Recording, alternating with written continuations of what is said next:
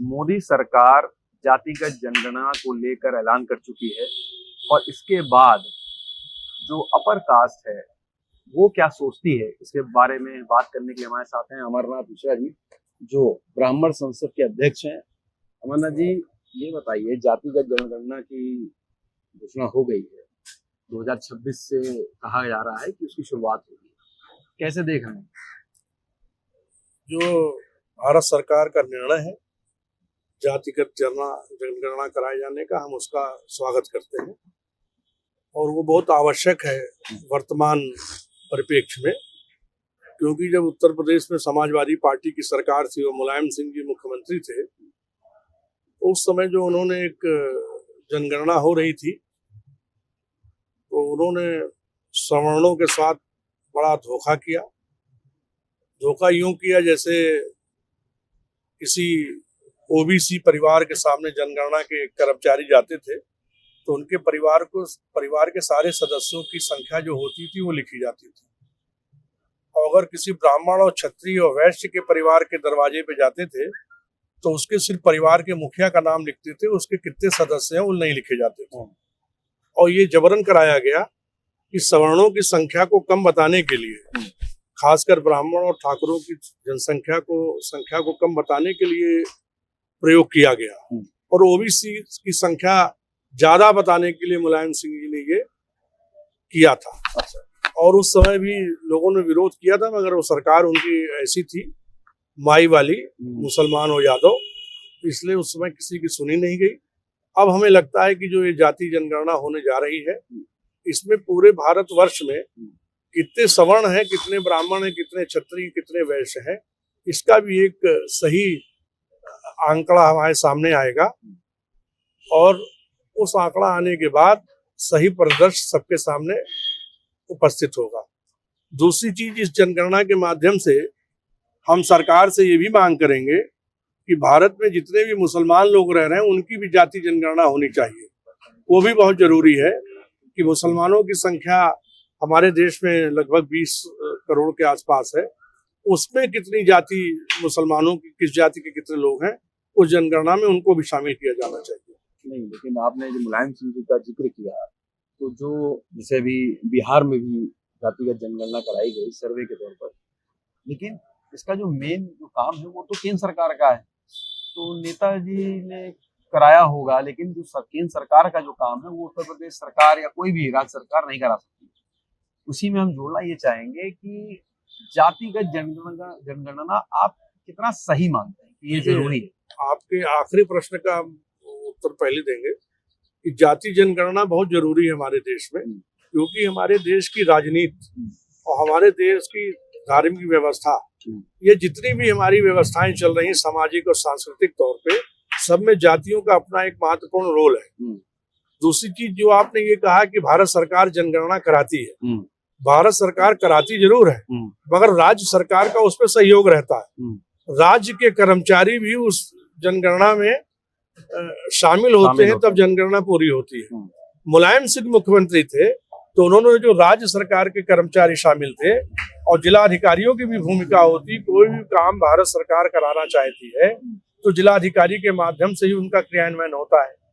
तो जिला अधिकारी जितने भी थे मुलायम सिंह के गुड बुक के थे, तो उन्होंने ये कह दिया कि ब्राह्मण और ठाकुरों का सिर्फ आप मुखिया के नाम लिखिएगा, परिवारों की संख्या कितने सदस्य हैं उनकी मत लिखिएगा। ये तो किया उन्होंने, जिसका विरोध भी हुआ था, और उस समय जो उन्होंने किया था उसकी आज भी हम निंदा करते हैं। अगर सही में उस समय जनगणना हुई होती तो सवर्णों की भी अपनी एक अच्छी खासी संख्या हमारे सामने होती। लेकिन जैसे हमने बात की स्वामी प्रसाद मौर्य जी से, तो उनका कहना था कि जातिगत जनगणना तो ठीक है, उसके बाद भी ये चाहते हैं कि जो प्राइवेट इंस्टीट्यूट हैं, जो एडेड इंस्टीट्यूट हैं, या और भी कई जगह हैं, वहां पर भी उस फॉर्मूले को अपनाना चाहिए। और उनका कहना था कि जो खास वर्ग है, जो अपर कास्ट है, उसका वर्चस्व है हर जगह, नौकरियों में खासकर, कई जो बड़ी संस्थाएं हैं वहां पर, उस पर उनका एक उन्होंने अटैक किया। तो आपको क्या लगता है कि कहीं ना कहीं जब ये आंकड़े आएंगे आने वाले समय में, तो कहीं कुछ बदलाव होगा? देखिए, जो भी राजनीतिक रूप से प्रहार किए जाते हैं वो अपनी कमजोरियों को छुपाने के लिए विभिन्न राजनीतिक दलों के लोग और विभिन्न राजनेता सवर्णों पे, खासकर ब्राह्मणों पे आरोप लगाते हैं कि उनका सब जगह कब्जा है। मगर अगर ब्राह्मण या क्षत्रिय किसी महत्वपूर्ण पद पे है तो अपनी प्रतिभा और अपनी योग्यता, अपने ज्ञान और विवेक के आधार पे वहां पे है, किसी आरक्षण के आधार पे हम वहां पे नहीं है। ना ही राजनीतिक संरक्षण प्राप्त है किसी क्षत्रिय या ब्राह्मण को कि वो किसी सरकारी पद पे या निजी क्षेत्र में वो आए। आज दुनिया भर में आप देख लीजिए, बड़ी बड़ी संस्थाओं में, बड़ी बड़ी मल्टीनेशनल कंपनियों में ठाकुर, ब्राह्मण और वैश्य के बच्चे, लड़के लड़कियां अपनी प्रतिभा के आधार पे बड़े बड़े पद पर वहां पे काम कर रहे हैं। उनको कोई राजनीतिक संरक्षण नहीं प्राप्त है। ये तो स्वामी प्रसाद मौर्य जी जो कह रहे हैं कि वो अभी भी उनका बड़ी जगहों पे कब्जा है, तो भाई आप भी अपने बच्चों को उसी तरीके की शिक्षा दीजिए, आप भी अपने बच्चों को उसी तरीके का ज्ञान और विवेक दीजिए। हमने मना तो किया नहीं है। अगर आप उस तरीके से देखेंगे तो हमारे यहाँ उत्तर प्रदेश में माता प्रसाद जी मुख्य सचिव रहे, मायावती जी मुख्यमंत्री थे, तो अब वो अपनी योग्यता और प्रतिभा के आधार पे मुख्य सचिव हुए ना। ये बहुत से पदों पे आप देख लीजिए कि हमारे सुप्रीम कोर्ट के जो चीफ जस्टिस थे वो चेन्नई के थे, वो SC ST में थे, अपनी प्रतिभा के आधार पे पहुंचे। देखिए, आरक्षण जो है एक सीमा तक किसी व्यक्ति की मदद कर सकता है, मगर जब किसी पद पे आप जाते हैं तो आपका विवेक, आपकी प्रतिभा और आपके कार्य कौशल, वहां पे उस चीज का प्रदर्शन आपको करना पड़ेगा। वहां पे आरक्षण आपका काम नहीं करेगा। देखिए, आज की तारीख में बहुत सी जात बिरादरियों को पढ़ाई के नाम पर भी आरक्षण हो रहा है, उनको स्कॉलरशिप दी जा रही है, उनके लिए निःशुल्क कोचिंग खोले जा रहे हैं, उनको नौकरी में भी आरक्षण दिया जा रहा है। इतनी सुविधाएं देने के बाद भी वो आगे नहीं बढ़ पा रहा है, तो उसके पीछे है कोई ब्राह्मण समाज तो है नहीं कि उनको पीछे कर रहा है। भाई, आपकी योग्यता नहीं है उस तरीके की। आप उस, देखिए, पढ़ाई आपको निःशुल्क कोचिंग से मिल रही है, आपको आरक्षण से नौकरी मिल रही है, मगर आपके अंदर वो प्रतिभा संपन्न आप नहीं हो पा रहे हैं कि आप किसी चीज में निर्णय लेकर के उस चीज को करा सके।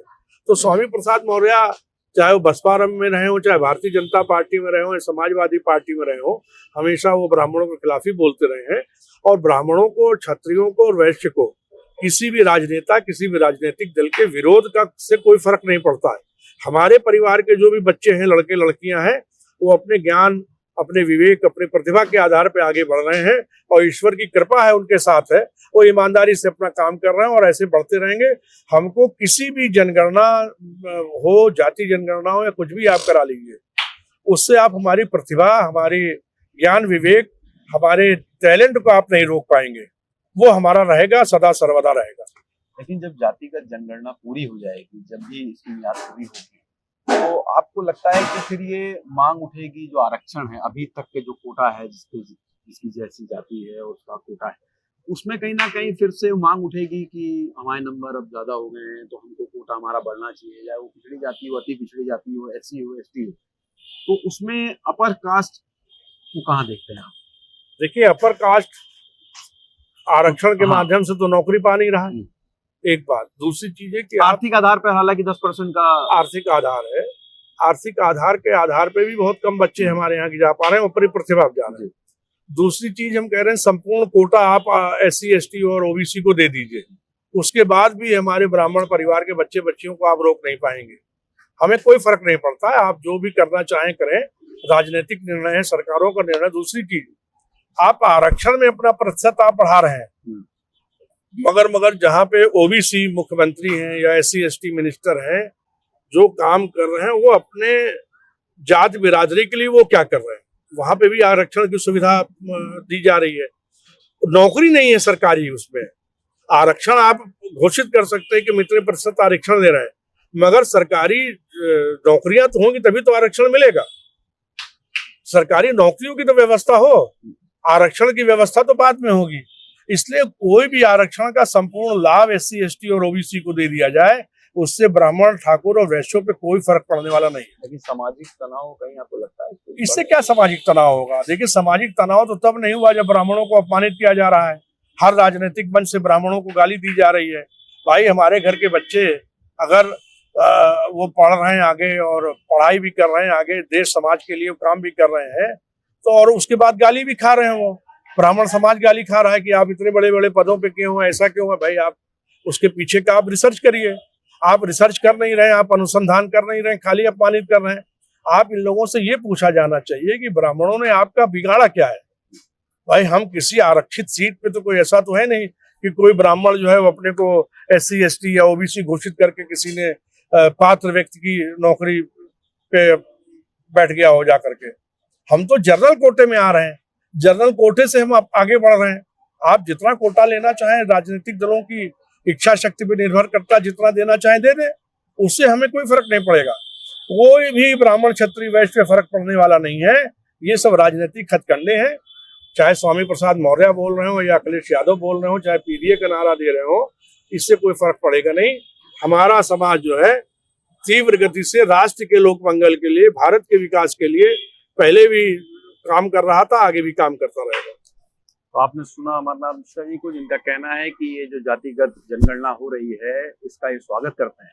और रही बात अपर कास्ट की, तो अपर कास्ट को इससे कोई भी दिक्कत नहीं होगी। जितेश अवस्थी, संवाद लाइव।